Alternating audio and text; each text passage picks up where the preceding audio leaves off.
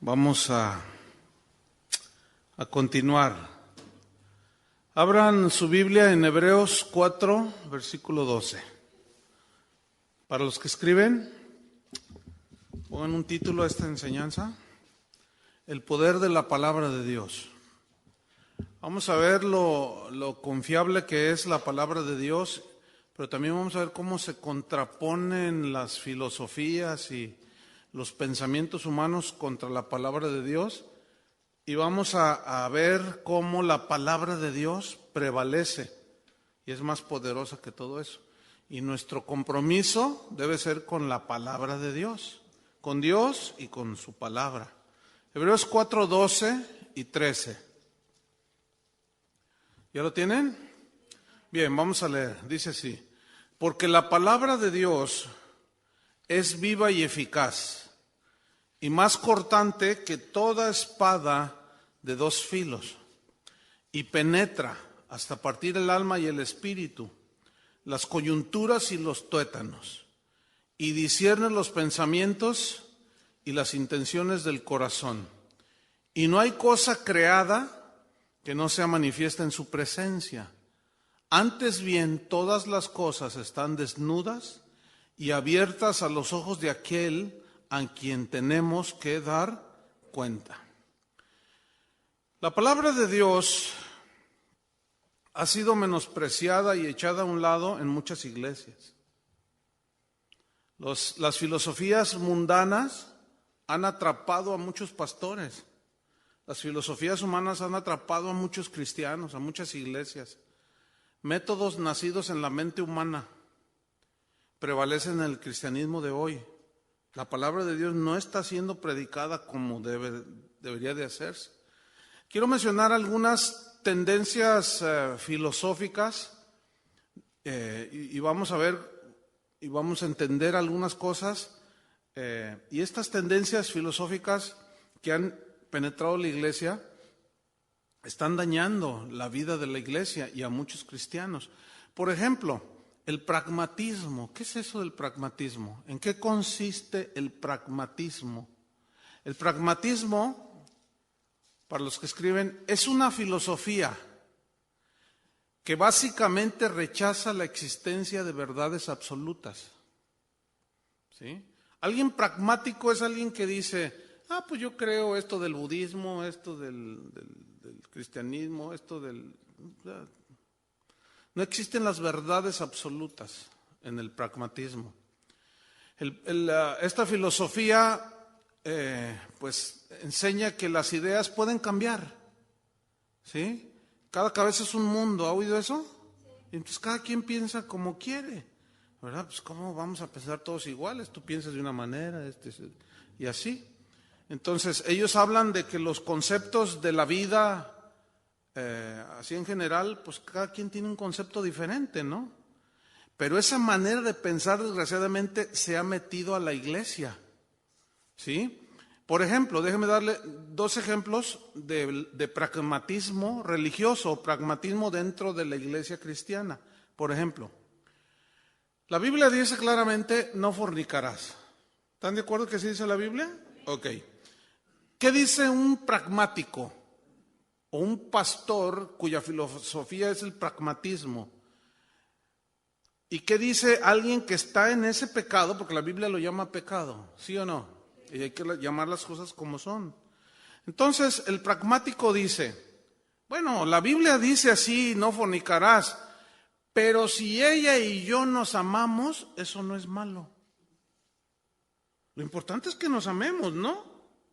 Dicen. Pues no, fíjate, la Biblia dice que es pecado. Eso es el pragmatismo. Por ejemplo, la Biblia dice claramente que la palabra de Dios debe de darse de gracia. Como la recibimos de gracia, debemos darla de gracia. Significa gratuitamente. Pero el pragmático dice: pero hay gastos, entonces te cuesta $20 la entrada. Pero espérame. Es que la Biblia dice que debe de darse gratuitamente. Pero el pragmático dice: pero hay gastos. y justifican cobrar la entrada por su manera de pensar. O sea, aceptan que la Biblia dice que es por gracia, pero luego ellos dicen, pero es que es necesario hacerlo, porque si no, ¿cómo se recuperan los gastos? La pregunta es esta, entonces, ¿para qué son diezmos y ofrendas? Esa filosofía ha penetrado en la iglesia bien tremendo, ¿eh?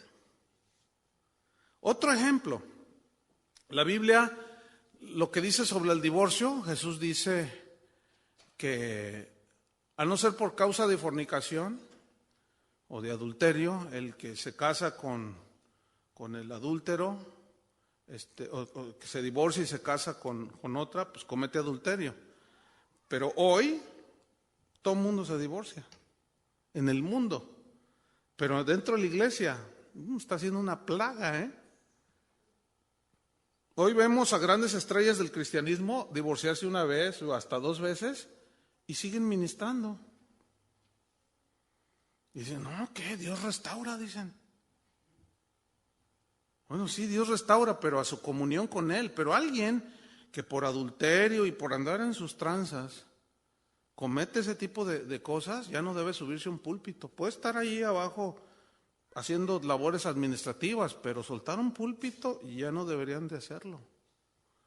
Porque ¿qué calidad moral tiene alguien que hace una cosa así? O sea, su relación con Dios puede ser restaurada, ¿están de acuerdo? Sus pecados pueden ser perdonados, pero ya no es un ejemplo. Y eso lesiona las conciencias de las personas. Pero el pragmatismo lo permite. ¿Me estoy explicando? Otra tendencia es lo que se conoce como el subjetivismo. ¿Qué es eso? Subjetivismo. Bueno, es una filosofía que tiene que ver con nuestro modo de pensar o de sentir. Es decir, les voy a poner un ejemplo de subjetivismo religioso.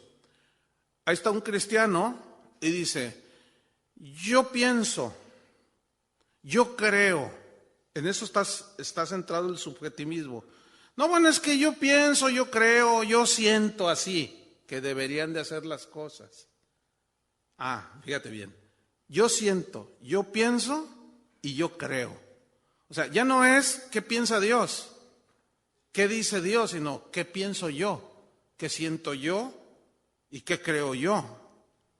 Por ejemplo, mire, alguien dice, yo pienso, yo creo, yo siento que Dios es un Dios de amor. ¿Cuántos están de acuerdo que Dios es un Dios de amor? Pero el subjetivismo dice así, yo pienso, yo creo, yo siento que Dios es amor y por lo tanto Él no va a echar a nadie al infierno. ¿Los ha oído? Bueno, ese es un subjetivista. ¿Sí? Pero se olvida totalmente que Dios es amor. O sea, Él lo afirma que Dios es amor, pero por otro lado se le olvida que Dios es un Dios santo y que aborrece el pecado. Entonces ahí ya no es lo que yo siento, sino lo que Dios es. Y como Dios ve las cosas. Entonces ahora la opinión de muchos predicadores y de muchos cristianos prevalece más que lo que Dios dice. Otro ejemplo son las famosísimas experiencias personales. Fíjate, la experiencia personal, tú puedes tener una experiencia con Dios genuina, real, una experiencia espiritual poderosa que te transforma. Ese no es ningún problema. El problema es que de esa experiencia que tú tuviste, tú quieras hacer y provocar que todo mundo tenga la misma experiencia. Eso es algo subjetivo. Fíjense en la Biblia y jamás Dios trató con ninguno de sus siervos y de sus siervas de la misma manera. ¿Sí o no? ¿Por qué? Porque somos diferentes. Entonces, mi experiencia personal no debe ser la regla que los demás deben de seguir. La regla es la palabra de Dios. Entonces, si yo me paro aquí y les digo, hermanos, Dios me dio una visión. Bueno, ustedes cuando oigan eso, ustedes en su mente, ustedes digan, bueno, a ver qué dice de la visión que Dios le dio, pero eso es subjetivo. O sea, su experiencia personal es algo subjetivo. Lo objetivo es la palabra de Dios. Entonces yo no me voy a basar en la visión que tuve, sino yo me voy a basar en qué Dios dice, no en la visión, porque hay cada visión. Los mormones se originaron por una visión de un tipo.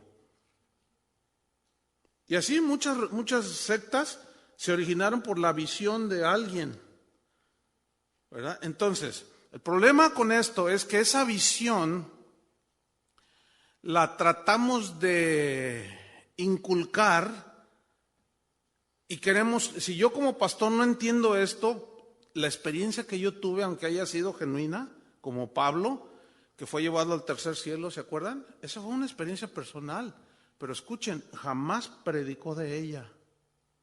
Entonces, ¿por qué la Biblia lo menciona en Corintios capítulo 12? Yo conozco a un hombre que en el cuerpo, fuera del cuerpo, no lo sé, pero fue llevado al tercer cielo, está hablando de él. Pero él no lo está contando como la gente hoy lo cuenta. Él está contando esa visión que tuvo porque lo obligaron a contarla, porque los falsos apóstoles estaban diciendo que Pablo no era un verdadero apóstol, porque estos llegaban con visiones y revelaciones. Dijo, pues yo también tengo revelaciones. Y les cuenta eso, pero a manera de contradecir a los falsos maestros. Pero él jamás puso su experiencia personal como la norma a seguir. ¿Cuándo Pedro predicó sobre su experiencia de la transfiguración? Nunca. ¿Por qué? Porque las experiencias personales no son la norma que debemos de seguir. Debemos de seguir la palabra de Dios. Hoy se invita a gente que tuvo experiencias en el infierno, otros en el cielo, y los invitan a testificar, ¿verdad? Y bueno, si alguien tuvo una experiencia que se fue al infierno, pues nadie la quiere tener. Pero si fue una experiencia, yo fui al cielo y vi las calles de oro y caminé en ellas, todo el mundo. Otros hablan que vi un ángel, hermanos, vi un ángel, son hermosísimos. Pídale a Dios que vea un ángel. Todos podemos ver ángeles, hermanos. Dicen, entonces, y están bien bonitos. Mira que sentía que se me hacía la piel de gallina, así. Están tan bonitos. Y ahí están los hermanos buscando ángeles. Y luego el otro que se sabe disfrazar, se les aparece con sus alitas así. ¿Qué dijo? Y luego el supuesto ángel les dice cosas que contradicen la Biblia. Y Pablo dice, si aún yo o un ángel del cielo les anuncia un evangelio diferente del que les hemos anunciado, está maldito por Dios. Hay un montón de malditos dando su testimonio de que se fueron al cielo y al infierno. Fíjense bien lo que dije, se oye feo, ¿no? Pero muchos de esos testimonios contradicen la palabra de Dios. Hay uno que anda por ahí que se hizo famosísimo, de unos que se fueron al infierno. ¿Cuántos lo han oído? ¿Verdad que llama la atención? Yo lo tuve que escuchar. Ya más o menos me he dado cuenta de las cosas que dicen, porque es pura emoción. Pero me dijeron, pastor, queremos que escuche esto y denos su opinión. Y yo no tengo tiempo. Total, un día lo puse y empecé a escucharlo, porque tengo que escucharlo, porque luego si me preguntan no voy a saber qué responder. No, hombre, a los 5 minutos ya había detectado 3 herejías. ¿Por qué? ¿Cómo detectarlas? Es muy sencillo. Escuchen lo que están diciendo, compárenlo con la palabra y ahí te das cuenta. Una de las primeras herejías que dicen estos jóvenes que se fueron al infierno es que está narrando una muchacha. Y dice, no, cuando llegué ahí al infierno, yo estaba allí, la gente gritaba y yo iba junto a Jesús. Dice, entonces que me encuentro una hermana que iba a la iglesia allí. Algo así dice, ¿no? Entonces dice, yo le pregunté, ¿y usted por qué está aquí? Y me respondió, es que no diezmaba. No, y de eso se agarran los pastores y dicen, ya ven, se van al infierno si no diezman. ¿De cuándo acá la salvación es por obras, hermanos? Le dicen algunos, ¿sí? ¿De cuándo acá la salvación es por obras? ¿De cuándo acá la gente se va al cielo o al infierno por diezmar? El fariseo de Lucas diezmaba. Y la gente se come todas esas experiencias porque como son metafísicas, extrasensoriales, todos están ahí bien emocionados. Y todos se quieren ir al cielo. Un día nos vamos a ir, si tienes a Cristo nos vamos a ir. Pero Cristo no nos mandó a predicar nuestras experiencias personales, espirituales, por más legítimas que sean. Fuimos llamados a predicar el Evangelio, ¿sí o no? Hay otra tendencia que se conoce como sincretismo. ¿Qué es esto? Es un sistema filosófico que trata de reconciliar o de conciliar doctrinas diferentes. Eso se llama sincretismo. Diferentes pensamientos, en este caso sincretismo religioso, es un grupo de doctrinas diferentes, pero que trata de unirlas, ¿sí? Por eso el ecumenismo es algo que la Biblia rechaza. ¿Qué es el ecumenismo? Es un grupo de un montón de religiones, cada quien, está el budista, está el testigo de Jehová, está el mormón, está el cristiano, está el católico, todos somos hermanos, vamos a orar, que el cabo es un mismo Dios, le llamamos diferente. Uno le llaman Jehová, otros les llaman Yahvé, otros les llaman Jesús, otro Buda, qué sé yo, ¿verdad? Pero todos somos hermanos, y ahí están todos, sí, vamos a orar, todos hermanos, no, hombre. ¿Sabes qué? El apóstol Juan, hay una historia verídica, porque está a la par de la historia bíblica, que dice que Juan ya estaba ancianito y entró con 3 de sus discípulos a unos baños romanos y se estaba allí bañando, y uno de sus discípulos se fue a caminar. Entonces regresa y le dice, Juan, y dice, ¿qué pasó? Él se estaba bañando. Y le dice, allá en la terma de al fondo está Cerinto. ¿Quién era Cerinto? Cerinto era un hereje que decía que Jesucristo no había venido en carne. Y por esa razón escribió 1 de Juan, 2 y 3 de Juan. Todo aquel que no confiesa que Jesucristo ha venido en carne es el anticristo. ¿Se acuerdan de eso? Por lo que andaba enseñando Cerinto fue que Juan, el Espíritu Santo lo guió para escribir esas cartas. Entonces le dijo, ¿Cerinto está allá? Dice, sí, allá está con sus discípulos. Dice, pásame mi túnica. Y los otros le dicen, ¿qué estás haciendo? Y se sale el anciano Juan y se viste y dice, vámonos. Pero Juan, dice, yo no puedo estar bajo el mismo techo de un hereje. Esos eran los comprometidos de aquel tiempo. Haz eso ahora y ¿de qué te tachan? El otro día me invitaron a una conferencia de que iba a haber 15,000 varones, no sé qué, algo así dijeron. Pastor, queremos que venga a esta conferencia. Dice, mira, uno de los oradores invitados ya confirmados es fulano de tal. Y le contesté, yo no puedo estar en esa conferencia. Muchas gracias.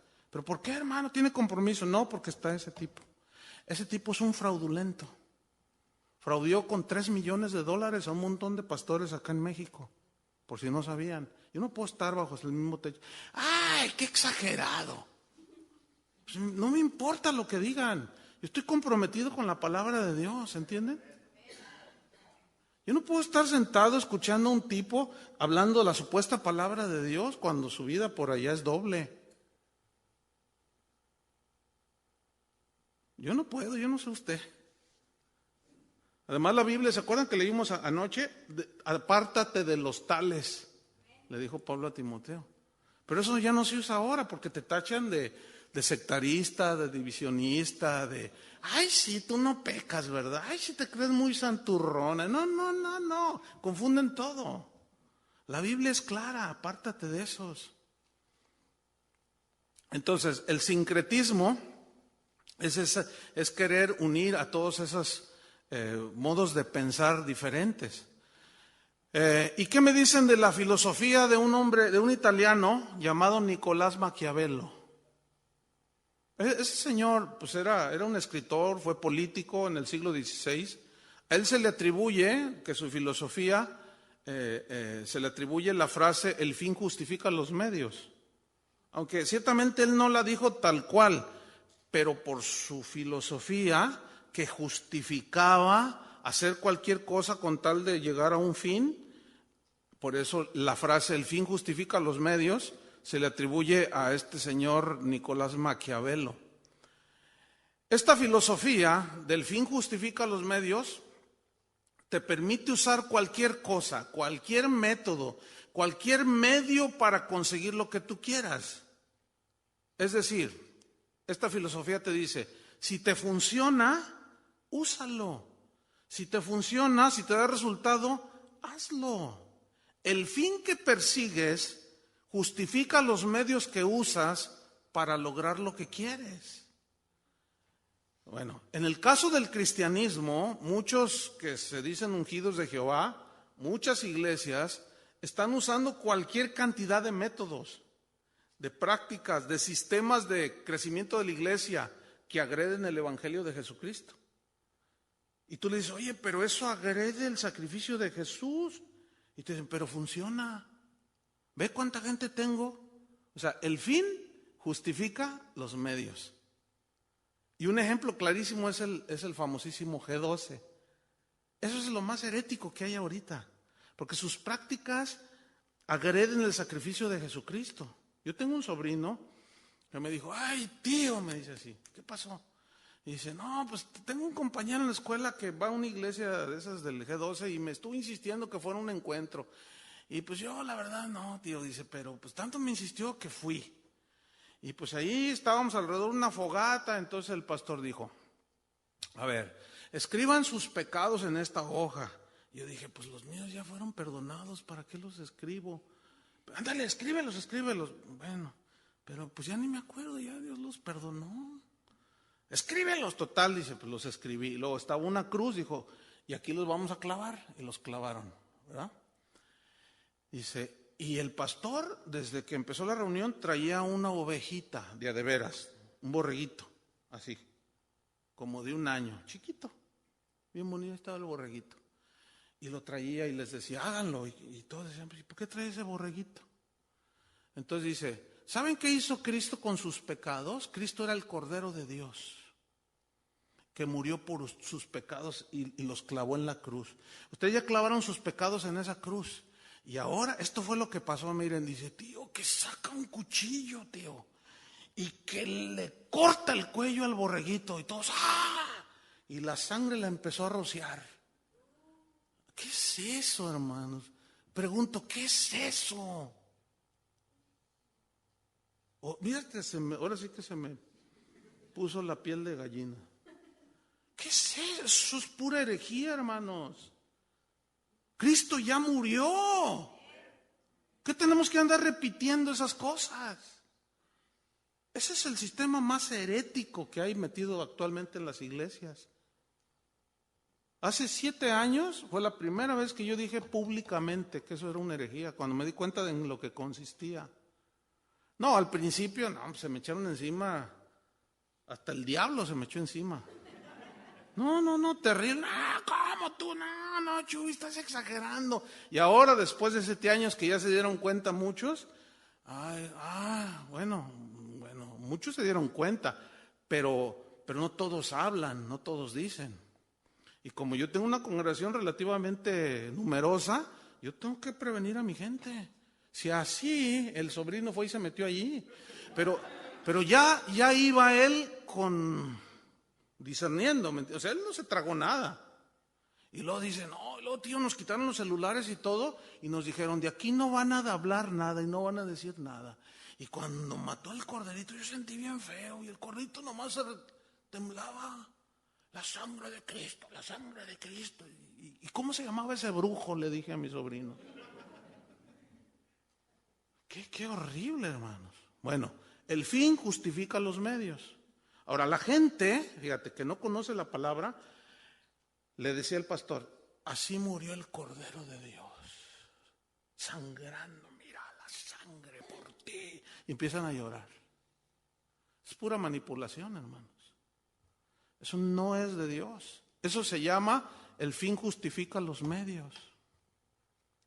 Entonces la pregunta es, ¿se puede usar cualquier cosa aunque no tenga sustento en la Biblia? Bueno, la respuesta maquiavélica es Por supuesto que se puede, no importa que la Biblia no lo diga. Si te funciona, hazlo. Eso es maquiavélico. ¿Han oído esa palabra? No, es maquiavélico. O sea, puedes hacer cualquier cosa que te funcione. Bueno, también funciona, se puede hacer uno rico y el medio será pues robando tarjetas de crédito o asaltando un banco. No importa lo que hagas. ¿Te funciona? Pues eso funciona, ¿no? Te puedes hacer rico. ¿Pero es válido? Ante la ley, no. ¿Es válido ante Dios utilizar ese tipo de cosas? La respuesta es no. Aquí no cabe esa filosofía. Entonces, la Biblia contiene la palabra de Dios y ha sido desde siempre considerada por los cristianos de todas las edades como la palabra infalible, sin error, la palabra eterna, y totalmente, que esta palabra es totalmente confiable. Los cristianos siempre han creído que la palabra de Dios tiene las respuestas al hombre de su situación pecaminosa. También muestra el camino a la salvación, también nos revela la manera de vivir, cómo deben de vivir los verdaderos cristianos. Entonces, la palabra de Dios es el ancla, es la luz. David decía, lámpara es a mis pies tu palabra. Entonces, los verdaderos cristianos no necesitamos darle vuelta con todo este sistema filosófico y otras más. Ya hablaremos un poco más de ellas en la noche. No, a nosotros nos basta y hasta nos sobra la palabra de Dios para solucionar nuestros asuntos. Cuando Martín Lutero recibió su doctorado en teología, porque era un erudito, era un hombre muy preparado, en octubre de 1512, él dijo cuando recibió su doctorado, no estaba envanecido ni nada, pero fíjate lo que dijo: juro defender la verdad del Evangelio con todas mis fuerzas, con fidelidad y pureza. Defenderé la palabra de Dios de palabra y por escrito.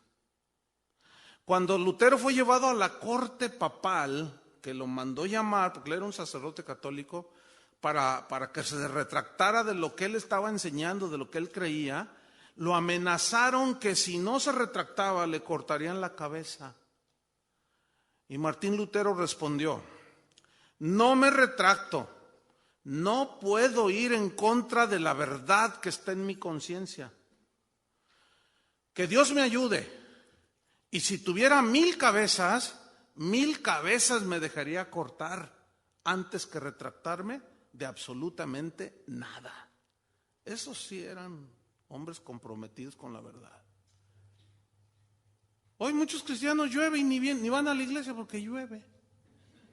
Y otros porque hace frío, y otros porque hace calor. Y no, estamos, pero unos cristianos super lights. No, es la verdad. Juan Knox, otro reformador escocés, muchos lo comparan con, o sea, era un hombre tremendo. Yo cuando leí su biografía me impactó porque está considerado, o sea, o muchos lo comparan como de esos hombres tipo los profetas del Antiguo Testamento, ¿no? Como Elías, así bien tremendo hombre de Dios. Bueno, John Knox fue un cristiano que sacudió países enteros, como Escocia, él era escocés, Inglaterra, Francia, Alemania, que por cierto goleó a los argentinos, por ahí me estaban diciendo, ¿no hay ningún argentino aquí? ¿No? Bueno, no voy a estar llorando allá su derrota. Entonces, este hombre, Juan Knox, sacudió países, fíjate bien, países enteros,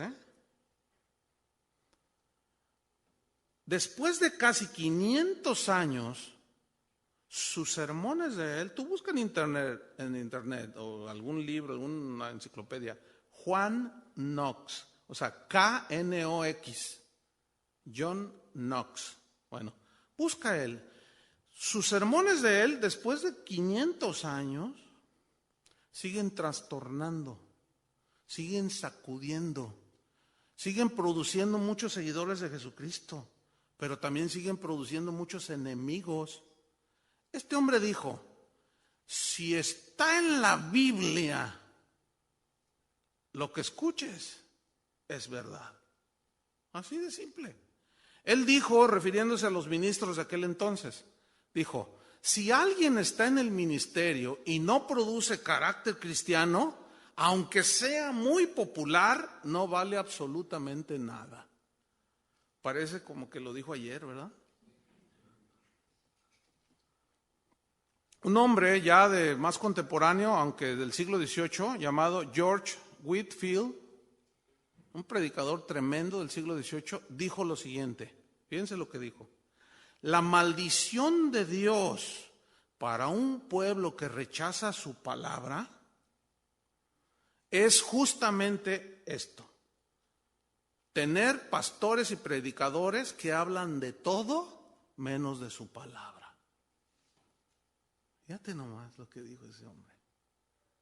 Como una maldición. Y eso empata perfectamente con Tesalonicenses que leímos ayer. Cuanto desecharon la verdad, Dios les envió la mentira para que crean a la mentira. Desecha la verdad de Dios y terminarás creyendo las mentiras. Preguntas. Tengo unas preguntas aquí. Pongan mucha atención. Número 1. ¿Para usted la Biblia contiene las respuestas a la problemática espiritual del ser humano? Muy bien. Una palomita. ¿Verdad? Número 2. ¿La Biblia es fuente confiable de la que extraemos nuestra guía de fe y de conducta? Sí.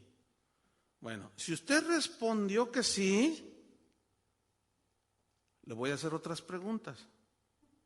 Pongan atención.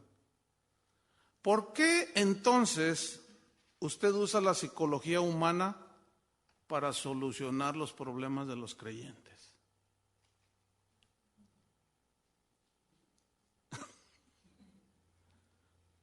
Usted dijo que la Biblia le bastaba, ¿no?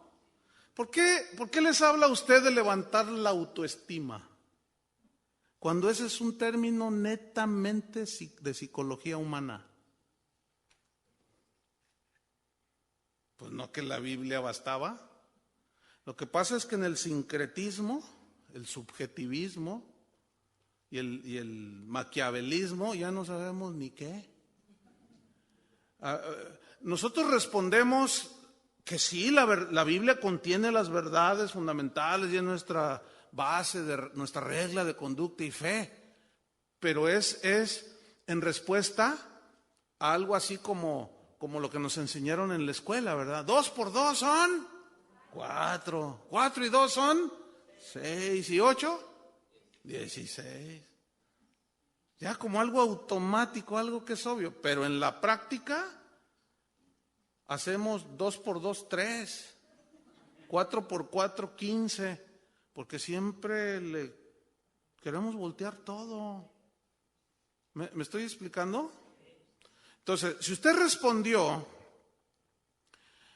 que sí a las preguntas primeras, otra pregunta, ¿por qué les da cursos de superación personal? ¿Por qué los pastores hoy dan cursos de superación personal a las iglesias en lugar de enseñarles la Biblia? ¿Por qué usan principios de liderazgo del mundo de los negocios? Frases como sea un visionario, sea optimista, diga siempre que sí puede hacer todo lo que se proponga, diga sí puedo.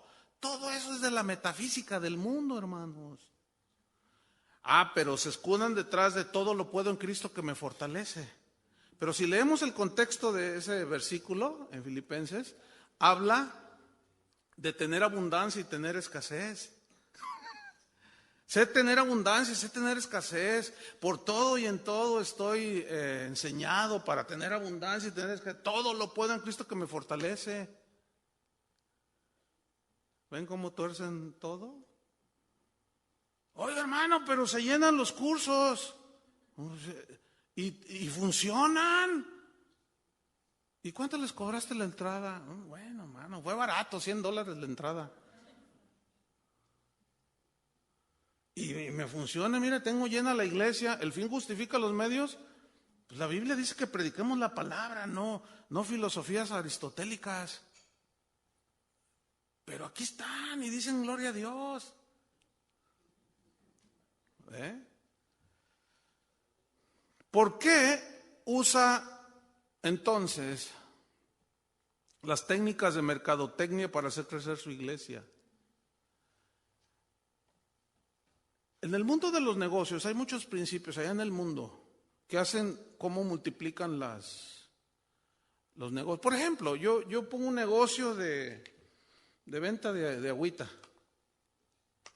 ¿verdad? Entonces es un éxito. Entonces yo digo, no, pues este negocio es un éxito. Entonces, ¿quieres una franquicia? ¿Sí saben lo que es eso, no? Entonces, bueno, te cuesta $300,000 la franquicia, pero estás obligado a no cambiarle la fórmula de mi producto. Por ejemplo, los McDonald's. Usted vaya a cualquier parte del mundo y ve exactamente lo mismo. Una vez yo andaba en África, pero era un país así medio, así muy, muy, muy pobre, y teníamos hambre. Entonces uno de los que íbamos juntos me dice, mira lo que está allá. Y le digo, ¿qué? Un McDonald's. Y ahí vamos, estaba igualito que el de Guadalajara, estaba igualito que el de aquí de Seattle, que el de Los Ángeles, y son igualitos. ¿Sí sabían ustedes eso, no? Allá en México hay muchas franquicias, hay Starbucks, son igualitos, venden lo mismo, son los mismos vasos, el mismo café, las mismas máquinas, los mismos termos que te ven, todo es lo mismo.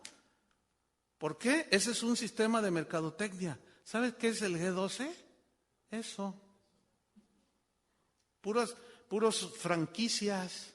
Y los hacen idénticos todo. Hermano, esa es una agresión al Espíritu Santo. Esa es una agresión a la inteligencia del Espíritu Santo. Aquí no te necesitamos, ya tenemos una franquicia. Y aquí todo se va a hacer porque nos funcionó y entonces aquí todo se va a hacer igual. Eso es incorporar un sistema de mercadotecnia a la iglesia, hermanos. Ustedes bien saben, están entendiendo lo que estoy diciendo, ¿no? Por ejemplo, si usted trabaja en recursos humanos en una empresa, usted capacita a las personas y usted lee muchos libros de motivación y todo eso, ¿verdad? Entonces usted ve que los empleados trabajan y usted los mueve. Entonces ustedes son de esos que los junta en la mañana, entonces dicen, ¿qué vamos a hacer hoy? Y todos, a trabajar. ¿A qué? ¿A trabajar? ¿A qué? ¡A trabajar! ¿Van a poder? ¡Vamos a poder! ¿Sí van a poder? ¡Sí podemos! ¡Sí podemos! Terminan todos, pero si empiezan a trabajar, te dicen, oye, esto funciona. Pues claro que funciona, porque el hombre es bien emocional por naturaleza. Entonces dicen, no, pues hay que animar a los hermanos. Y lo meten aquí. Y empiezan, ¿cuántos dicen amén? Póngase de pie, griten, y los tienen. ¡Ah! Y como cuando usted brinca y hace todo eso, el cuerpo segrega ciertas sustancias, como adrenalina y otras cosas, eso produce un efecto como de relax, ¿me entiende? Entonces dicen, qué bendición. ¡Qué bendición! Haga la prueba sin que ore, sin nada, póngase a brincar. ¿Cuántos corren así de vez en cuando? ¿O que hacen ejercicio? ¿A poco no se siente una sensación así de? ¿Sí o no? Y lo confunden con la paz de Dios. No les dijeron un solo versículo, no hicieron nada espiritual y están los hermanos. El G12, cuando tú llegas a un encuentro, te ponen música, día y noche. ¿Cuántos han ido a un encuentrito de esos? ¿Ninguno? ¿Sí o no es lo que estoy diciendo? Pues te manipulan porque la música es un medio poderoso. La música en el mundo mueve a todo el mundo. Pues en la iglesia, fíjate, algo tan hermoso que es un medio para expresar nuestra adoración a Dios, ahora se usa para manipular a la gente. Hay muchos que expresamente lo hacen así, son maquiavélicos esos. Pero se escudan con que es la alabanza del Señor y te ponen 2 horas a brincar. Llega un momento en que la emoción es tanta que la gente empieza a hacer cosas raras. Y al rato dan vueltas y se caen. Y ya cuando se termina, que viene la predicación, pues ya la gente está en un estado así de, como de relax, ¿no? Pero los meten en un trance espantoso. ¿Saben que eso no se vale, hermano? La Biblia no muestra para nada eso.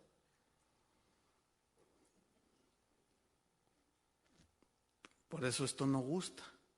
Cuando el diablo es desenmascarado, se enoja, hermanos. Pero ustedes no son del diablo, ¿verdad que no?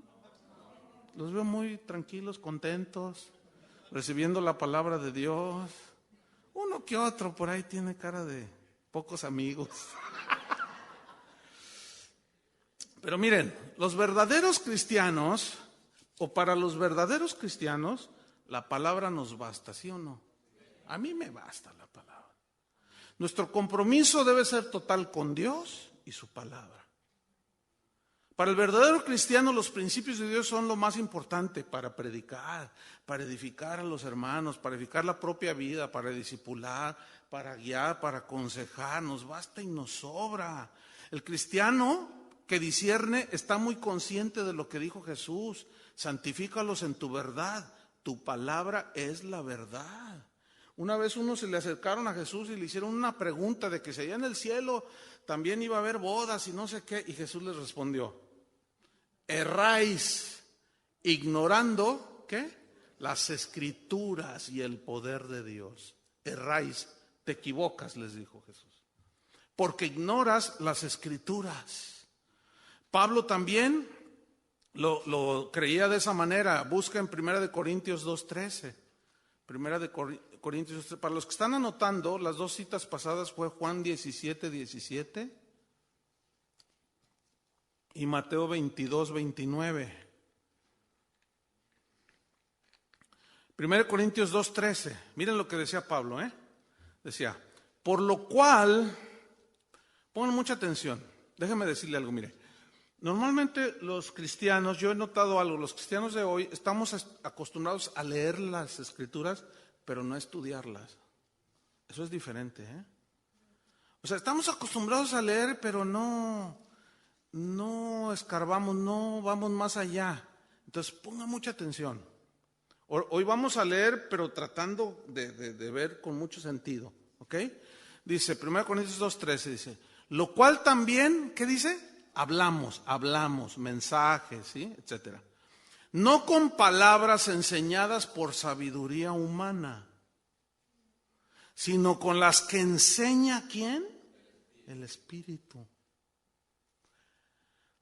Las palabras de sabiduría humana son todas las filosofías mundanas. Algunas que ya mencioné son un montón, no puedo mencionarlas todas. No. Pablo decía, yo como ministro del Evangelio hablo con las palabras que enseña el Espíritu. ¿Se acuerdan que Jesús habló del Espíritu Santo y dijo, el Espíritu de verdad los guiará ¿a dónde? A toda la verdad. Y les recordará las cosas que yo les he enseñado.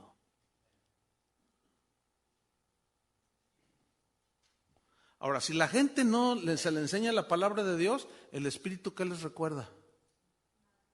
Nada. Porque el Espíritu se vale de lo que nosotros acumulamos en nuestro espíritu. Porque si el Espíritu te puede decir una verdad, pero si tú no la tienes en tu corazón, ¿cómo la captas? He ahí la importancia y el poder de la palabra de Dios. Bueno, entonces decía Pablo, sino con las palabras que enseña el Espíritu. Y mira la frase que viene a continuación. Acomodando lo espiritual a lo espiritual. ¿Qué es eso? De acomodando lo espiritual a lo espiritual. Mira, por un ejemplo muy simple. Tú ves este salón, este auditorio, todo está en orden. ¿Es verdad? ¿Dónde está la pantalla que se proyecta? Allá, acá atrás, acá arriba. ¿Dónde está el proyector? Arriba. ¿Dónde está el micrófono con el que estoy hablando? Aquí está. ¿Dónde están las sillas? Pues ahí está. ¿Dónde estás sentado tú? En una silla. ¿Sí? ¿Dónde está el piano? Pues aquí. El monitor, siempre van los monitores normalmente aquí. Todo está en orden, ¿cierto? Pero imagínense que llegamos aquí y bueno, vénganse ya a la conferencia. Entonces en lugar de un micrófono me ponen una botella aquí. Y la pantalla la ponen ahí en el suelo. Y el proyector en el baño. Y no hay sillas. Como estas, trajeron las sillitas de los niños. Entonces tú dices, ¿y ahora qué pasó aquí? Y todos se le van a quedar viendo a Memo. Oye, y el del sonido está allá afuera en el parking, ahí con sus cosas ahí. Y el de la batería está en el cunero. Entonces tú dices, oye, ¿qué pasó aquí? Ahora, dígame, ¿quién haría eso? Solamente un loco. Fíjate lo que dice ahí, acomodando lo espiritual a lo espiritual. En otras palabras, también se entiende lo terrenal con lo terrenal. Bueno, ¿saben qué están haciendo muchos hoy? Nos hacen pensar, nos quieren hacer creer que lo material, lo terrenal es espiritual. Y te dicen que si eres próspero es porque Dios te está bendiciendo. Y lo terrenal te lo acomodan en algo que aparenta ser espiritual y no es verdad. En eso no consiste la espiritualidad, hermanos. Porque si en esa consistiera, entonces Pablo no era para nada prosperado, Porque ese tenía hambre, tenía sed, lo perseguían, naufragó en el mar, lo apedrearon quién sabe cuántas veces. Y ahora tú, si Pablo viviera en este tiempo, le diría, no, Pablo anda mal, anda en pecado. No, el cristiano debe ser próspero. Y Pablo decía, yo sé tener abundancia y sé tener escasez. Estoy enseñado para eso. Entonces hay que acomodar lo espiritual a lo espiritual. Y para eso, hermano, se necesita conocer la palabra de Dios. Entonces la gente y los predicadores de hoy, desgraciadamente, fíjate, le llaman, por ejemplo, el éxito, esa palabra tan usada en estos últimos tiempos, ¿no? Liderazgo hacia el éxito. Bueno, entonces ya te dicen, te presentan a alguien, está aquí el pastor que tiene 50,000 personas en su iglesia. Entonces, si tú estás allí, tienes 50 allí, te vas a oír la conferencia y dices, sí, pues yo apenas tengo 50, ¿no? Híjole, pues sí tiene algo que enseñarme. Y estás ahí, entonces te empieza a decir un montón de métodos y de cosas y de cuánta cosa ha logrado. Entonces tú dices, no, ya sé cómo ser un líder de éxito. Y resumen éxito a tener un montón de gente. Si así fuera el parámetro bíblico, entonces Noé fue un fracasado. Porque Noé predicó por 120 años y nada más se salvaron 8 en el arca. Si ese fuera el parámetro, Jeremías es un fracasado. A ese no se le convirtió uno, solo, y se la pasó llorando. Si eso fuera si números fuera el parámetro bíblico, Ezequiel fue un fracasado también. Es más, a Ezequiel le dijo, mira, vas a ir delante de un pueblo, no te van a creer, Desde antemano le advirtió, porque son duros de servir. No te van a creer, pero ve y diles para que no digan que no hubo palabra de Dios con ellos. ¿Tú como predicador irías sabiendo que nadie te va a creer? ¿Quién no quiere que su iglesia crezca? Todos queremos que nuestra iglesia crezca, ¿sí o no, pastor? ¿Qué pastor no quiere que su iglesia crezca? Todos queremos, pero eso no depende de nosotros. Nosotros estamos nada más para predicar el evangelio. El mandato bíblico es vayan y prediquen el evangelio a toda criatura. Convénzanlos, métanlos a como dé lugar, porque así dicen los violentos, y órale, fuérzalos a entrar. Y sacan todo del contexto, hermanos. Ese no es el contexto general de esa enseñanza. Jesús dijo, vayan y prediquen el evangelio a toda criatura. El que creyere y fuere bautizado, ¿será qué? Y el que no creyere, o sea, no es nuestro trabajo convencerlos, nada más predicarles. La responsabilidad de cada quien es creer o rechazar. Pero ¿qué hacemos hoy? No, hay que predicarle suavecito para que no se ofendan y no se vayan. No digas nada contra esto, no digas nada, ni se te ocurra decir algo de que nada de esto, se diluye todo. Entonces allí ya no acomodamos lo espiritual a lo espiritual, estamos haciendo una ensalada. ¿Entienden? Una escamocha como las de Guadalajara, ¿verdad? Los que son de allá. O sea, es un montón de frutas. ¿Sí? No, hermanos. ¿Acomodando qué? Lo espiritual a lo espiritual. Si se habla de santidad, ¿qué significa santidad? ¿El vestido hasta las rodillas? No, es obvio que no. Porque si fuera, entonces ¿por qué Jesús recriminó las vestiduras especiales de los fariseos? No, la santidad es la del corazón, entonces hay que acomodar todo en su casillero, ¿entienden? Pero para eso se necesita que el Espíritu Santo nos enseñe y nosotros enseñar la palabra de Dios. Entonces las Escrituras nos deben de ser suficientes porque no hay nada que las supere. Porque son el pensamiento de Dios para los que las creen y nos deben de bastar. No existe, hermanos, pensamiento humano ni filosofía humana que tenga el poder de penetrar lo más profundo del ser humano y hacer lo que solamente el poder de la palabra de Dios puede hacer. Vamos a Hebreos 4:12. Vamos rápidamente. Hebreos 4, versículo 12. Y vamos a estudiar este versículo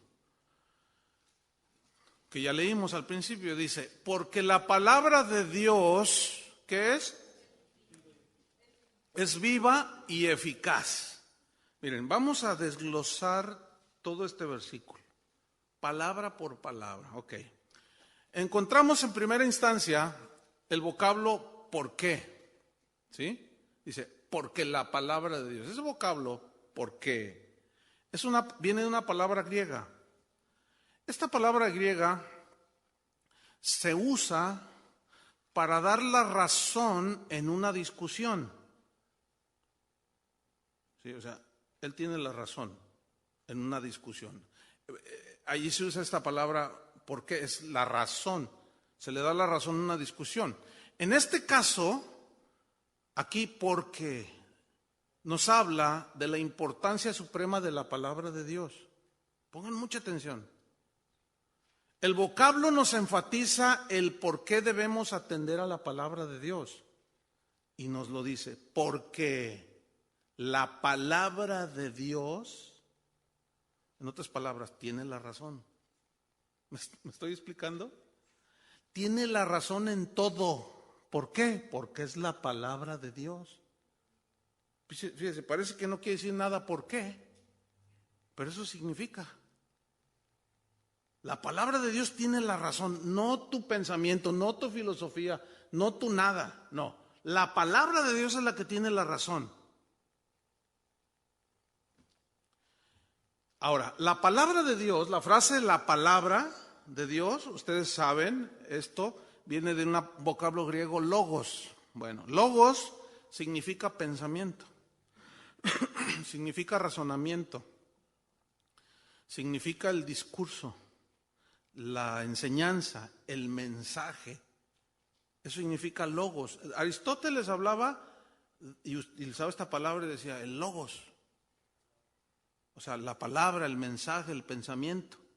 Pero Pablo adoptó, el escritor de Hebreos y otros de los escritores del Nuevo Testamento, adaptaron esta palabra, logos, que significa, repito, pensamiento. ¿Sí? Pero en este caso, ¿por qué la palabra de Dios, o sea, el pensamiento de Dios, el razonamiento de Dios, el discurso de Dios, la doctrina de Dios, el mensaje de Dios, ¿cómo es la palabra de Dios? ¿Es qué? Ponga sus ojos ahí en su Biblia. Viva. ¿Qué significa es viva? Significa que vive, que está viva. ¿Sí? Significa que es eterna. Eso significa porque la palabra, o sea, la palabra de Dios tiene la razón porque es la palabra eterna, ¿entienden? es sin error porque proviene del Dios vivo. Jesús dijo, el cielo y la tierra pasarán, pero mi palabra no pasará. ¿Por qué? Porque su palabra, que es Cristo a la vez, es como viva, es eterna. Entonces, porque la palabra de Dios es viva, no tiene error, porque proviene de un Dios vivo. ¿Por qué no tiene error? ¿Y por qué es eterna? Porque viene del Dios vivo. Mientras que las filosofías humanas tuvieron un inicio y la palabra de Dios no, esa es eterna. ¿Sí? Por más brillante que sea una idea humana, jamás superará a la eterna palabra de Dios. ¿Cuántos dicen amén? Ok. Entonces dice, porque la palabra de Dios es viva. O sea, la palabra de Dios tiene la razón porque proviene de un Dios eterno que no se equivoca. Por eso está viva. Y esa palabra es suficientemente confiable. Y esa palabra es viva y, digan todos, eficaz. ¿Qué significa eficaz? Viene de un vocablo griego, energés, de donde viene energía. ¿Sí? Y habla de energía que al accionar esa energía suelta un poder. Por ejemplo, usted se sube al auto y tiene una llave, ¿verdad? Entonces enciende el motor. El motor tiene 200 caballos de fuerza, que es una medición del poder de un motor. Entonces, mientras usted no meta la velocidad y comience a acelerar, ese poder, esa fuerza, no se activa, vamos. Se queda ahí, usted está en neutral, dice, o en parking, ¿verdad? Pero lo pone en primera y si es automático el auto, usted nada más pisa y empieza a soltar el poder, ¿entiende? Y usted entra al freeway y bueno, hay límites de velocidad, ¿no? Yo a veces no entiendo por qué le meten tanto caballo a los autos y lo te dicen ahí en el freeway 70 millas. Pues que los hagan todos de 70. ¿Para qué tanto rollo, no? Pues no te dejan correr. Pero la gente se quiere sentir poderosa en su Mustang. Bueno, cuando en un lugar, vamos a suponer una autopista, aceleras, sueltas la fuerza de 500 caballos de fuerza y llegas a velocidades de 300 kilómetros o 180 millas por hora, o sea, altas velocidades. Entonces, fíjate, la palabra eficaz habla de eso, de una energía que al accionarse es poderosa. ¿Sí? Tiene tanto poder que es la única que puede conseguir resultados poderosos y sobrenaturales en la vida de las personas.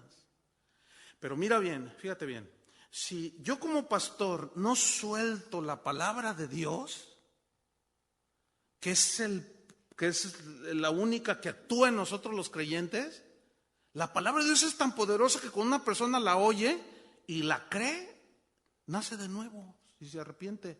Casi nada. Fíjate el poder que tiene la palabra de Dios, ¿eh? Pero si yo me la paso diciendo chistes, contando mis viajes, contándoles lo que dijo Aristóteles y quién sabe cuánto, y al último embarro mi predicación con un versículo, ¿qué poder hay? Ninguno. Y eso es desgraciadamente lo que está sucediendo en muchos púlpitos, en muchas iglesias. Pero cuando se suelta la palabra de Dios, hermanos, no sé cuántos pastores hay aquí o cuántos vayan a escuchar esta conferencia, pero les voy a decir algo. Es algo que yo ya lo he vivido por bastantes años. A medida que pasaba el tiempo y descubría cada vez más el poder de la palabra, me he limitado a predicar la palabra de Dios. Lo más central y lo más, digamos, acercado a lo que dicen los textos. Y he comprobado una cosa. Es tan poderosa la palabra de Dios que puede cambiar a cualquier persona. La consejería baja considerablemente. ¿Saben por qué hay tanta gente pidiendo consejos? En muchas iglesias hasta filas hacen y durante toda la semana están allí pidiendo consejo. ¿Saben por qué? Porque no se les está predicando el evangelio. Pero cuando la palabra, el predicador, el pastor predica la palabra de Dios, la gente está teniendo respuestas, porque la palabra de Dios es viva y eficaz. Pero el problema también, aunque se predique la palabra de Dios, hay una responsabilidad en el que oye. Porque algunos, dijo Jesús, oyen y no hacen. Pero el que oye y hace, edifica su casa sobre la roca. Y vienen los vientos y dan con ímpetu y no cae porque está fundada, porque oye y hace. Pero el insensato oye y no hace. Pero el que hace la palabra de Dios y la vive se da cuenta del poder que tiene la palabra de Dios. Pero la primera responsabilidad es soltarla, ¿entienden? Predicarla. Porque la palabra de Dios es totalmente confiable, esa es la razón, tiene la razón. Dios tiene la razón cuando dice que el hombre ame a su esposa, que la mujer se sujete al marido, que sea proveedor. Dios tiene la razón.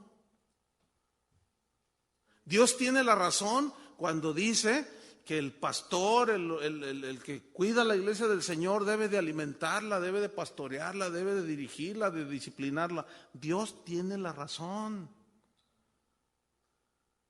No, yo cómo los voy a disciplinar, se me van. Y pues se me van los diezmos. Entonces ya metemos otros sistemas de pensamiento, otras cosas, para que la gente se sienta a gusto y no se vaya. Pero esa gente no va a cambiar. Hay pastores que se la pasan preguntándose al Señor. No, miren, cuando asisto a conferencias netamente de pastores, que hay varios oradores, siempre, nunca falta el típico llamado. Hermanos, ¿cuántos de ustedes quieren tirar la toalla en el ministerio? Nunca falta el típico llamado de los que quieren tirar la toalla. Pastores que quieren tirar la toalla, que están cansados, ya estás agotado, hermano. Y están, sí, ya no aguanto. Pasen al frente, no, hombre, se llena aquí, se llena. Una vez estaba en una de esas y yo, Señor, pero ¿por qué quieren tirar la toalla? De veras, yo me hice esa pregunta honesta. Y me acuerdo que uno me dice, pásale. Y le digo, no, yo no quiero tirar la toalla. Ay, sí, te crees mucho, me dice. Le dije, no, ¿qué estás diciendo? Yo no me creo mucho, yo no me creo nada. Ay, sí, pues pásale, ¿a poco no has querido tirar la toalla? No, yo no quería tirar la toalla. Yo tengo más de 30 años en el ministerio, yo nunca quería, de verdad, hermano, yo le estoy diciendo la verdad. Ahora, he tenido problemas difíciles, eso es otra cosa. Pero aquí estoy después de todos esos años. ¿Qué? Porque yo soy muy picudo, como decimos en México. No. ¿Saben? Tal vez, no tal vez, con seguridad. ¿Saben cuál es el punto? Yo sí creo que la palabra de Dios es viva y eficaz. Yo predico la palabra de Dios y descanso en la palabra de Dios.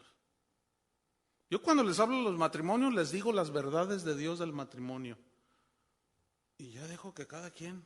Y yo veo cuando la gente lo pone en práctica y cómo tiene el poder eficaz para producir algo. Y he visto hombres que maltrataban a la esposa y volverse unos hombres bien tiernos y respetuosos. Y el que oye y no hace nada, no pasa nada. Tal vez ese sea la diferencia, no lo sé. Pero a mí, y luego ya, pues vamos a orar, ¿verdad? Y el Señor, fortalece. Bueno, sí. A veces faltan las fuerzas, pero ¿se acuerdan que Pablo le dijo a Timoteo, hijo mío, esfuérzate en la gracia? ¿Se acuerdan de ese versículo? ¿Qué es esforzarse en la gracia? A ver, está medio raro ese versículo, ¿no? Esfuérzate en la gracia que es en Cristo Jesús. ¿Qué es la gracia? En primer lugar, es el favor de Dios. Gracia tiene varios significados: favor de Dios, la capacitación, la creatividad de Dios, la fuerza que Dios te da para aguantar una situación. Me dio la gracia, por su gracia estoy de pie, decimos, ¿verdad?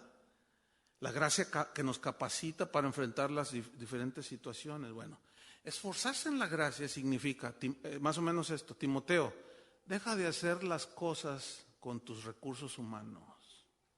Esfuérzate en no hacerlos con tu sabiduría ni con tus fuerzas. Esfuérzate en la gracia, o sea, hazlo a la manera de Dios.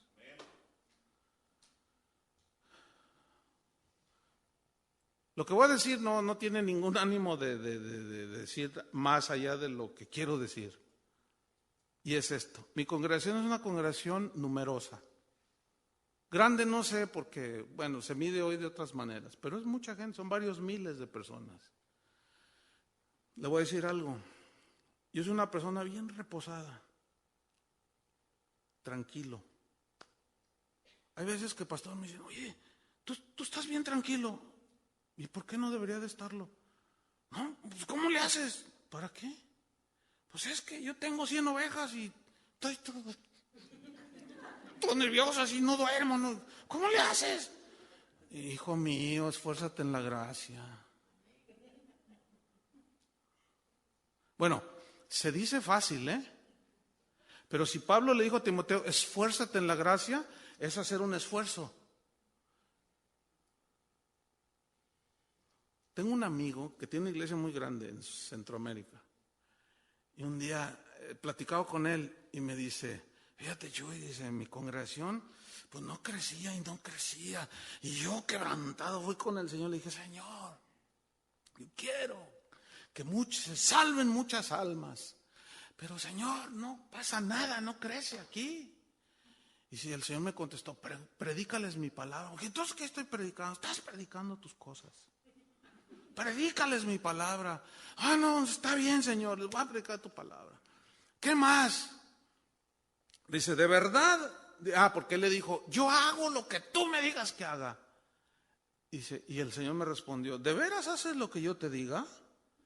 Y él le contestó: sí, hazte un lado. Me estorbas demasiado. O sea, ok, les predicas, pero luego tú haces tus cosas en tus fuerzas. Hazte un lado. Y dice: mira, yo lo entendí. Y me hice a un lado. Les prediqué, claro, estoy allí pastoreando y velando, pero yo dejo que el Espíritu Santo haga la obra. Y yo descanso. Eso me lo dijo hace como 15 años. Y a mí Dios me habló ahí.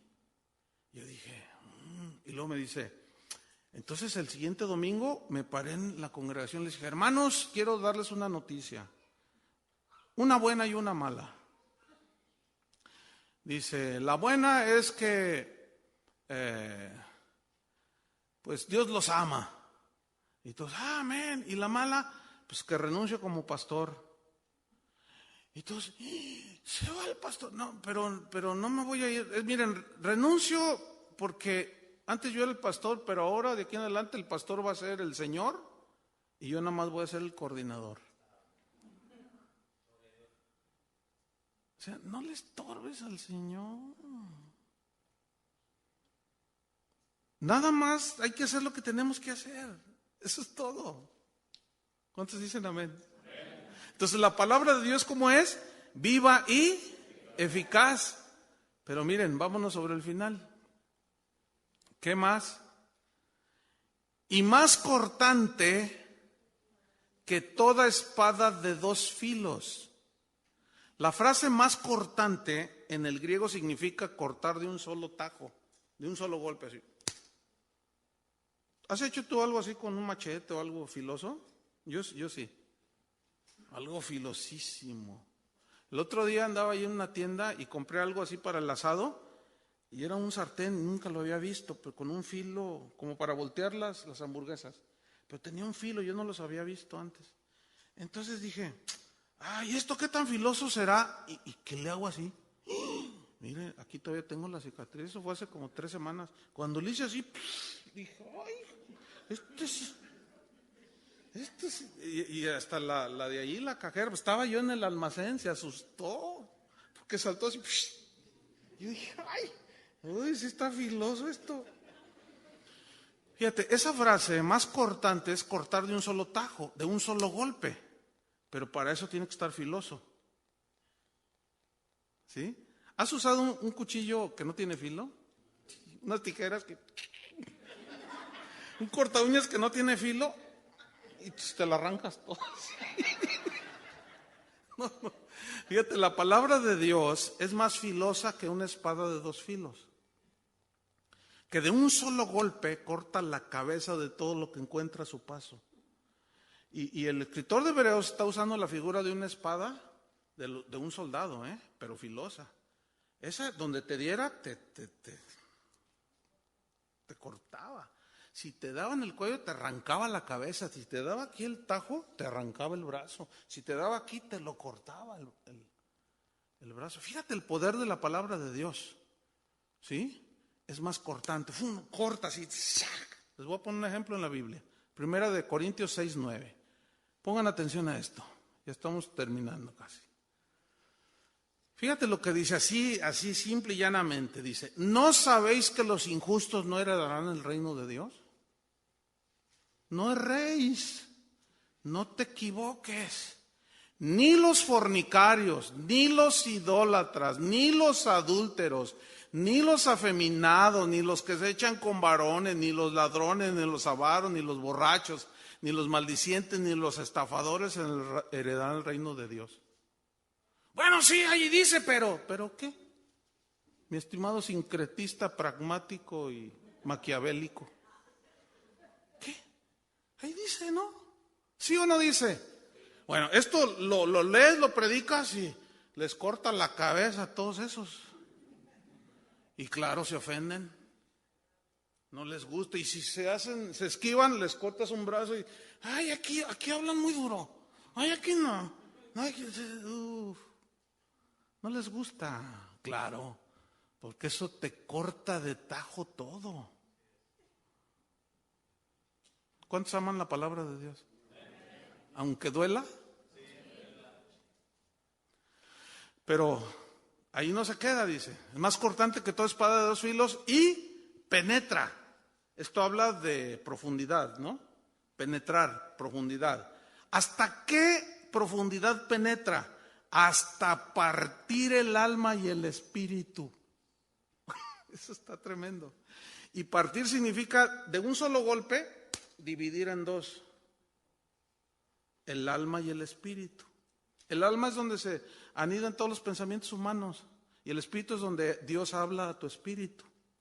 Y cuando es un pensamiento humano tuyo, carnal, que está allí gobernando tu conducta y tu forma de vida, y luego te predican la palabra de Dios, mírate así, te divide, estás en la carne.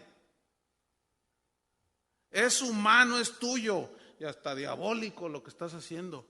Te estás alejando, no, pero que no.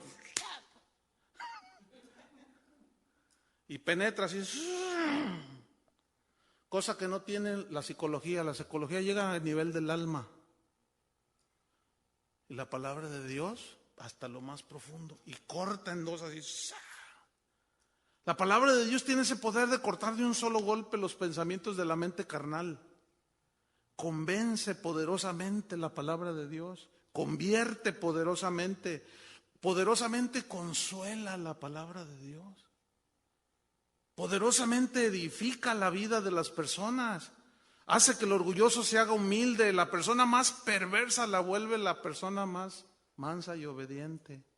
Los hábitos pecaminosos son cortados de un solo tajo. El pecado es arraigado, el pecado que está más arraigado es cortado con el poder de la palabra de Dios.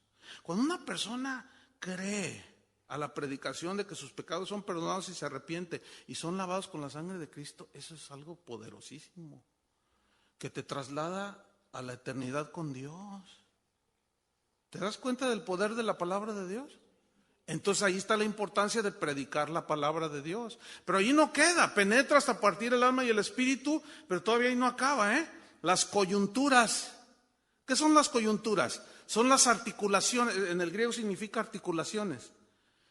Son las que permiten en el cuerpo humano mover, ¿sí? Por ejemplo, las rodillas, los brazos, sobre todo esta parte del cuerpo, ¿no? Esas son las coyunturas. Metafóricamente hablando, aquí este versículo nos habla de aquello que nos movía siempre hacia el pecado, que nos facilitaba el movernos hacia el pecado. Y cuando nos convertimos a Cristo por oír y creer la palabra de Dios, la palabra penetra hasta allí, hasta las coyunturas, y corta, y ya. Cuando un brazo es cercenado ya no se puede mover, ahí se queda. Y el otro se queda así todo, ¿no?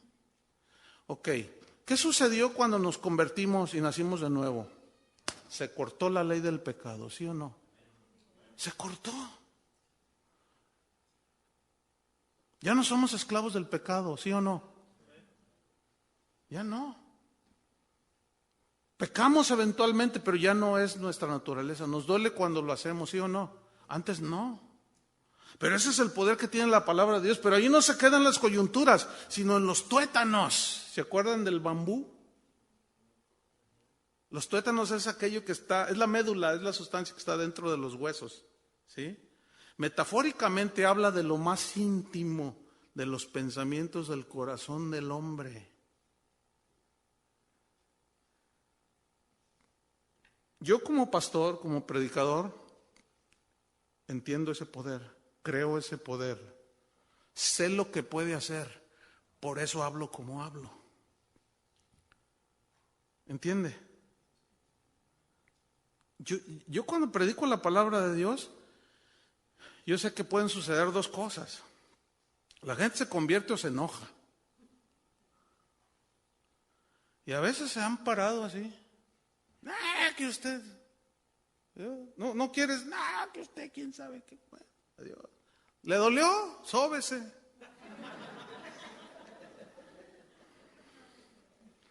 Pero como dijo John Hus, ¿qué dijo John Hus? ¿Se acuerdan? Prefiero herirlos con la verdad que matarlos con la mentira. Eso debería de estar en la Biblia, pero no está. Que está buenísimo ese pensamiento, ¿a poco no? Pero ahí no termina, dice, las coyunturas y los tuétanos. O sea, la médula. ¿Se acuerdan de Esteban cuando predicó?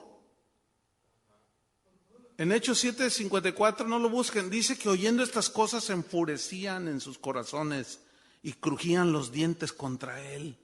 ¿Qué dijo Esteban?